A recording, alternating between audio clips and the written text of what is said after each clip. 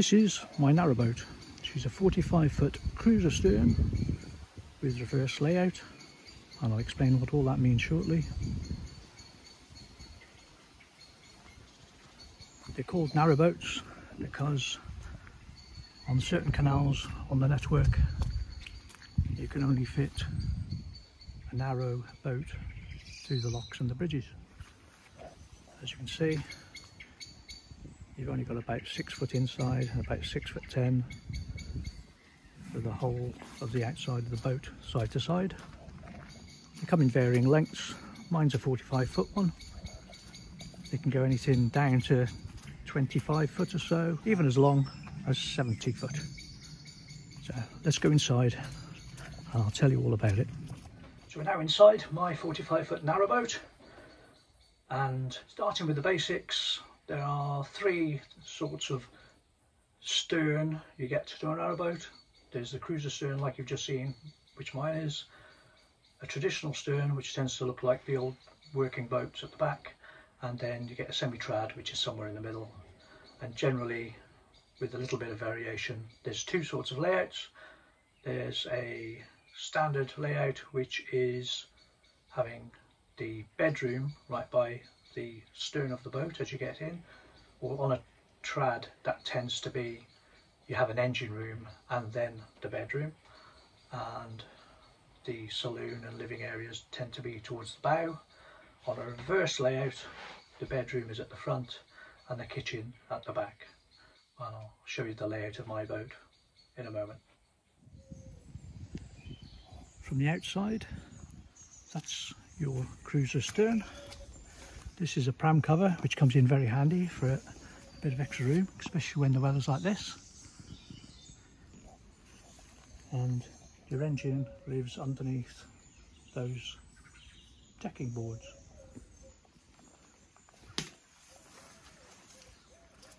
And at the front, at the bow, underneath the crutch cover is your bow area. Underneath that little blue tub of antifreeze there are a couple of storage areas. It's a good place to keep your coal and your wood. And the front is where your rope attaches for your mooring. At the stern, on mine particularly, but on most boats you'll find, well, cruiser stern boats, you'll see just there and there where the rope's attached are the mooring points. I'm currently moored using chains to what we all describe as arm co. It's not available all the way around the canal network.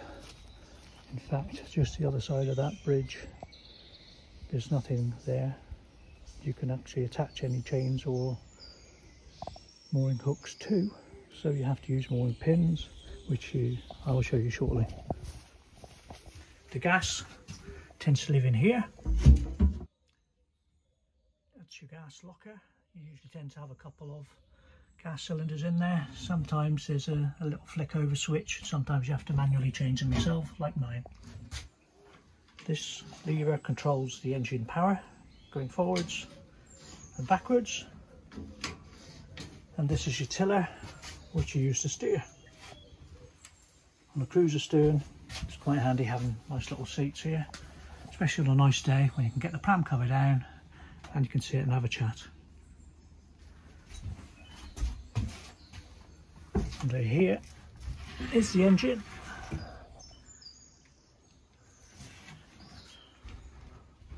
On a trad stern they tend to be inside an engine room, and similar with a semi-trad, it's outside but the sides are built up a bit more. So moving back inside, obviously, as I said, this is a reverse layout. You get your kitchen area as you come through the door. I've got a little lounge area, as it's a 45-foot boat. You don't always get enough room for a separate dining area.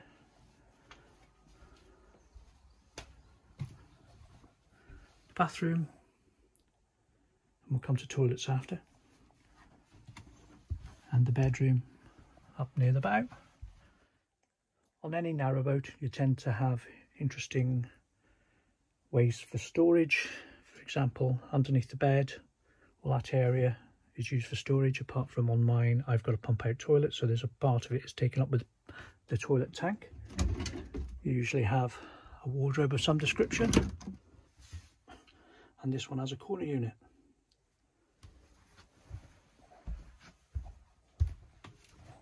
Back to the bathroom area. As I said, mine's a pump out toilet. You also get cassettes and sometimes compost loos. There are also a fancy one called macerators. I prefer the pump out toilet because occasionally you have to go and get it pumped out, and depending on where you go, sometimes it doesn't really smell, but you get somebody else to do it. You pay them 20 quid, they empty the tank. That's all the messing about there is. On a small boat you tend to have a smaller shower, and this one has a decent sized sink area with lots of storage underneath, and I've made myself a little step to put the loo rolls and things in because it was quite a bit higher up because of the tank underneath, so it's easier and more comfortable to sit on.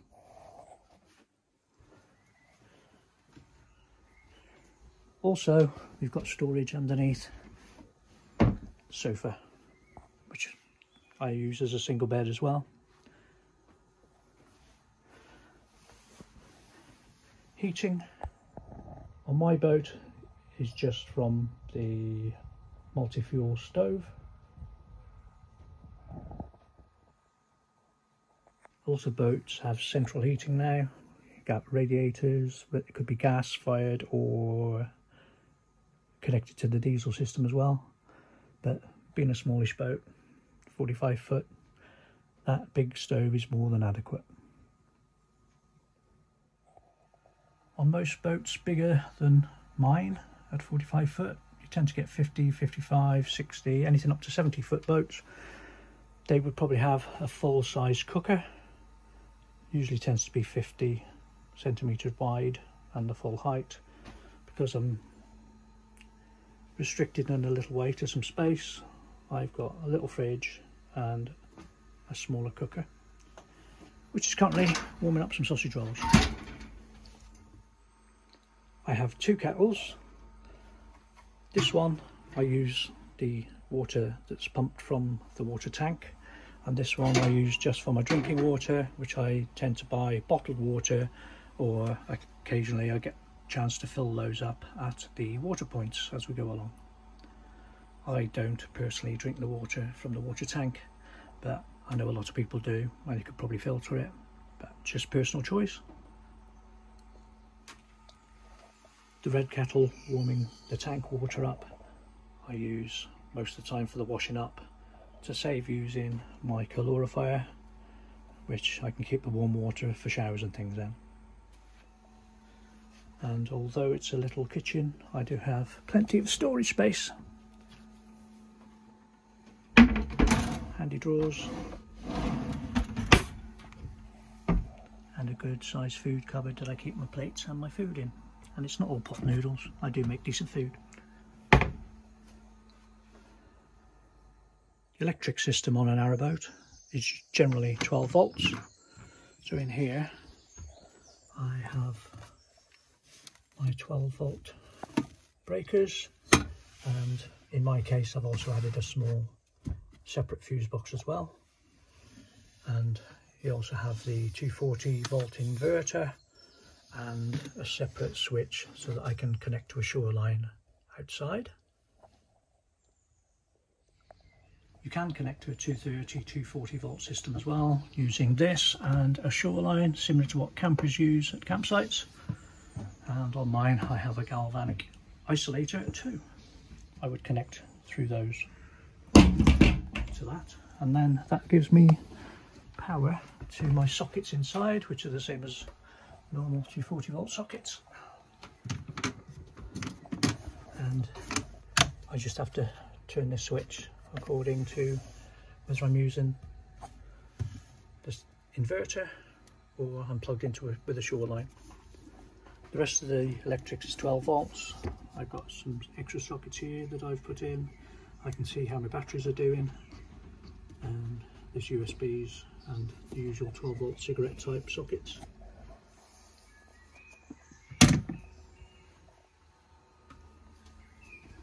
The lights vary according to your brightness of your bulbs, and they all tend to be switched individually.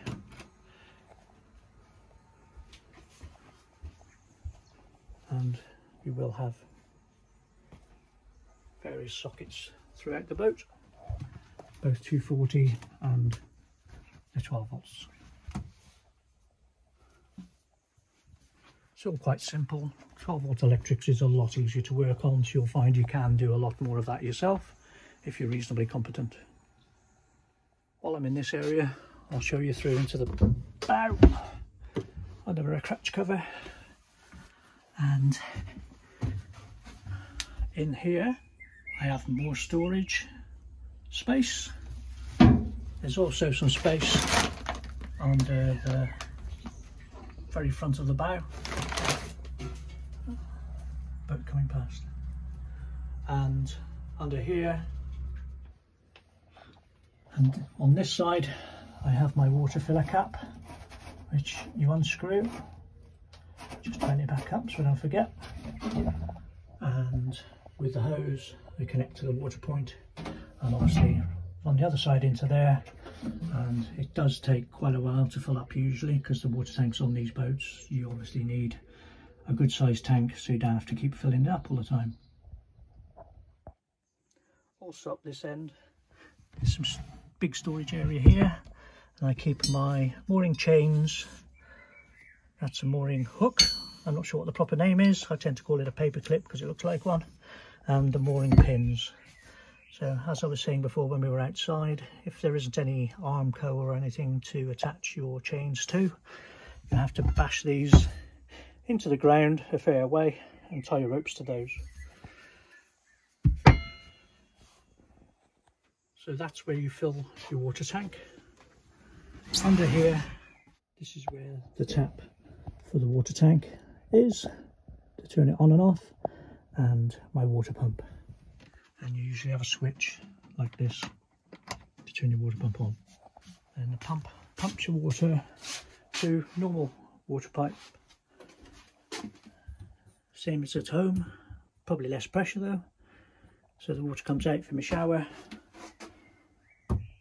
the sink, and in the kitchen sink as well. And to heat my water, other boats with the gas heating that I mentioned earlier on tend to have something that can heat their water up as well, or even an electric system to heat the water. All I've got behind here is a calorifier, which is basically like your hot water tank you'd have had in your airing cupboards at home, and that is warmed up when I run the engine. So if I run the engine for an hour or so, whether I'm moving or just to give the batteries an extra charge and things like that, I get hot water for free. In some boats as well, you'll have like a combi boiler type situation that will be situated on a wall somewhere. Water goes in and out and it kicks on automatically when you turn your tap on to provide your hot water. I don't have that, I have this calorifier. Depending when your boat was built, you will have possibly 3 sorts of insulation. You might have the fluffy roll type insulation like you get in your loft at home. You might have, in older boats it tends to be polystyrene, so probably quite thin polystyrene insulation on an older boat, and on the newer boats they have the spray foam insulation. And lastly, unless I've forgotten anything, I'm sure you can comment for me, in the stern area I'm going to point out a couple of things in the engine bay. In the engine bay or engine room, depending on what type stern you have, you obviously have your engine, my domestic batteries which give me the power inside my boat. There's a battery this side which has the engine starting battery. This is a grease gland which keeps grease around where the power goes out to the propeller. So once you've been running, you tend to have to give it a few turns just to make sure your boat's still watertight. And on the off chance that water does get in, if you see it moving there, that is a bilge pump, which you usually can operate manually and automatically, so that if water comes in, it automatically pumps it out. And you have a little switch like this.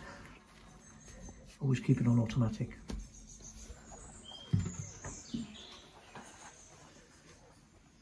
There's not much else to tell you in the engine bay really. Mine's got 2 alternators, which is the better way of charging your leisure or interior batteries, whatever you'd like to call them, rather than having a split charge system similar to most camper vans.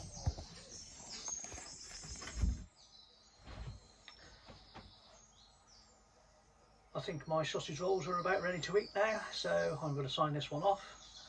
I hope you've enjoyed my video, and if I've missed anything, please bob it in the comments and I might try and update it at a later date. But I hope it's given you a good idea of the general layout and how everything works on a narrowboat. Coming up in episode 2, I'll be talking about moving the boat, mooring up, passing moored boats, pubs, gongoozlers and more. Thank you for watching. Bye for now.